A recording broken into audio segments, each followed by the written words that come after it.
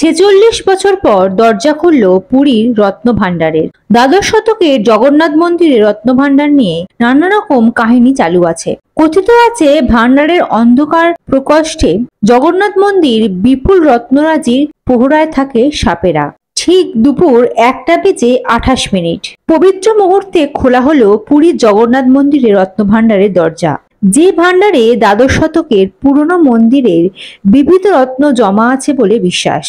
দীর্ঘ আলোচনা এবং বিতর্ক পেরিয়ে সেই ভাণ্ডার রবিবার খোলা হলো 46 বছর পরে ভারতের পুরাতত্ত্ব সর্বেক্ষণ বিভাগের পরামর্শে। রত্নভাণ্ডারটি সংরক্ষণের কাজের জন্য। দ্বাদশ শতকের জগন্নাথ মন্দিরে রত্নভাণ্ডার নিয়ে নানা রকম কাহিনী চালু আছে। কথিত আছে ভাণ্ডারের অন্ধকার প্রকোষ্ঠে জগন্নাথ মন্দিরের বিপুল রত্নরাজির পাহারায় থাকে সাপেরা, যদিও সেই সব দাবি প্রমাণ পাওয়া যায়নি।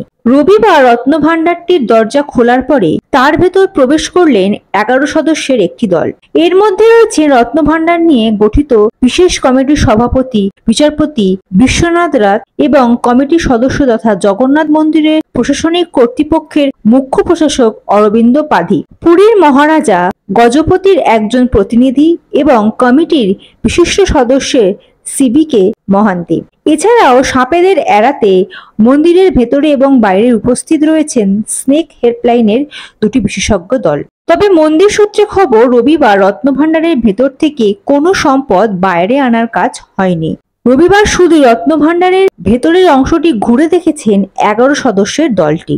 এই রত্নভাণ্ডারের দুটি প্রকোষ্ঠ রয়েছে, একটি বাইরের প্রকোষ্ঠ, অন্যটি ভেতরের। রবিবার দুপুর পর্যন্ত বাইরের প্রকোষ্ঠ থেকে কিছু গহনা সম্বলিত বাক্স বের করে আনা হয়েছিল মন্দির চত্বরে। তবে ভেতরের প্রকোষ্ঠটি রবিবার দুপুর পর্যন্ত খোলা যায়নি, সেটি খোলার চেষ্টা চলেছে। রবিবার রত্নভাণ্ডারের দরজা খোলার পরে এক্স হ্যান্ডেলে পোস্ট করে এই কাজের সাফল্য কামনা করেছেন ওড়িশার নতুন মুখ্যমন্ত্রী মোহন চরণ মাঝি।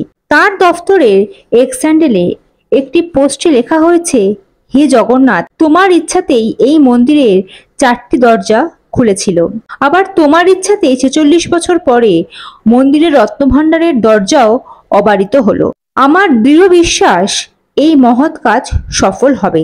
পুরীর জগন্নাথ মন্দির সূত্রে খবর, রত্নভাণ্ডারের সম্পদ সরিয়ে নিয়ে যাওয়ার পরিকল্পনা রয়েছে বিশেষ ভল্টে। তার জন্য রবিবার রত্নভাণ্ডারের দরজা খোলার আগেই সেখানে পৌঁছে গিয়েছে 6টি বড় সিন্ধুক। সূত্রের খবর, প্রথমে রত্নভাণ্ডারে থাকা ধনরাশির অডিট করা হবে, তারপরে তা পাঠানো হবে সুরক্ষিত ভল্টে।